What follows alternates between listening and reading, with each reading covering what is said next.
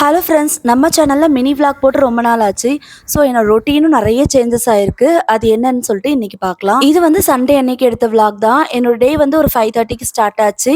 இப்போ ஒரு 3 மந்த்ஸாக வந்து பிரம்ம முகூர்த்த விளக்கு ஏற்றிக்கிட்டு இருக்கேன். நம்ம மரத்தில் வந்து முருங்கைக்கீரை நிறைய இருந்ததா, சரி அம்மாவையும் தங்கச்சியும் கோயிலுக்கு கூட்டு போகிறோமா, சரி அவங்களுக்கு கொஞ்சம் கொடுக்கலான்னு சொல்லிட்டு பறித்து வச்சுருந்தோம். நெக்ஸ்ட் பார்த்தீங்கன்னா க்ளீனிங் ஒர்க்லாம் கொஞ்சம் இருந்தது, அதெல்லாம் முடித்தேன். அதுக்கப்புறமா வந்து ஒரு 1 மந்த்தாக வந்து எம்டி ஸ்டொமக்கில் காஃபி குடிக்கிறது இல்லை. அதுக்கு பதில் இந்த மாதிரி பட்டை கிராம்பு கொதிக்க வச்ச தண்ணி, அதுக்கப்புறம் சோம்பு, அதுக்கப்புறம் ஜீரா வாட்டர், அதுக்கப்புறம் லெமன் ஹனின்னு சொல்லிட்டு ஒவ்வொரு நாளைக்கு ஒரு மாதிரி வந்து பண்ணிட்டு இருக்கேன் இப்பெல்லாம். இது வந்து நானும் ஹஸ்பண்டும் ரெகுலரா குடிக்கிறோம். என்னைக்காச்சும் ஒரு நாள் நவீனாக்கு போட்டு தருவேன். அதுக்கப்புறம் இன்னைக்கு மார்னிங் பிரேக்ஃபாஸ்ட் பாத்தீங்கன்னா இட்லி தக்காளி சட்னி. அதே வந்து நேஹாக்கு பேக் பண்ணிட்டேன். இது வந்து சிம்லி உருண்டை.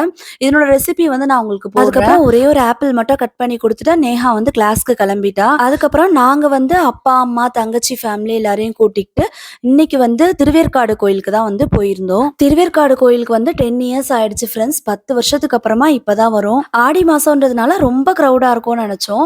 ஆனா நாங்க எதிர்பார்த்த அளவுக்கு ரொம்ப க்ரௌட் கிடையாது. கொஞ்சம் கூட்டம் கம்மியா தான் இருந்தது. ஆனாலும் கியூல நின்று தான் போனோம். சாமி தரிசனம் வந்து எல்லாருமே வந்து பார்த்துட்டே போயிட்டே இருக்கணும். எப்பவுமே எல்லா பெரிய கோயிலையும் பண்ற மாதிரி தான்.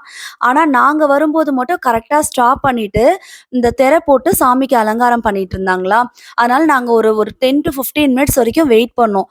அந்த 15 மினிட்ஸ்ல சாமிக்கு ரொம்ப அழகா அலங்காரம் பண்ணி ரொம்ப பொறுமையா சாமியை பார்த்து 2 தீபாரதனை காமிச்சு அந்த அளவுக்கு நாங்க ரொம்ப திருப்தியா சாமி கும்பிட்டுட்டு வந்தோம். எல்லாருமே சேர்ந்து ஃபேமிலியா சாமி கும்பிட்டது ரொம்பவே சந்தோஷமா இருந்தது. நேஹா மட்டும்தான் மிஸ்ஸிங். அதுக்கப்புறமா வந்து இந்த கடைங்கெல்லாம் பார்த்தோன்னே சின்ன பசங்க இருக்காங்களா, சரி ஏதாச்சும் வாங்கலாம் அப்படின்னு சொல்லிட்டு நிறுத்தினோம்.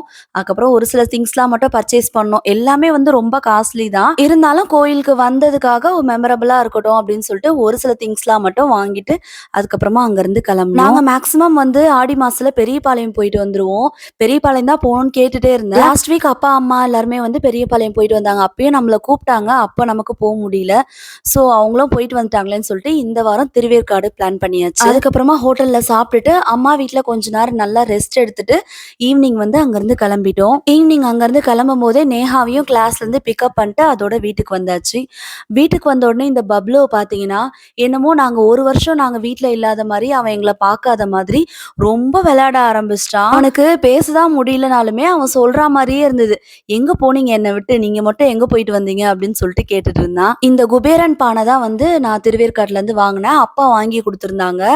எனக்கும் ரொம்பவே பிடிச்சிருந்தது. வாங்கிட்டு வந்த உடனே ஷோகேஸ்ல எப்படி இருக்குன்னு வச்சு பார்த்தேன். ரொம்பவே அழகா இருந்தது. நல்ல ஃபேமிலியோட போய் சாமி கும்பிட்ட திருப்தியோட இந்த டே வந்து சூப்பரா போச்சு. நேத்திக்கு ஒரு லாங் வீடியோ அப்லோட் பண்ணிருக்கேன். நான் இதுல டேக் பண்றேன். டைம் இருக்கும்போது செக் பண்ணுங்க.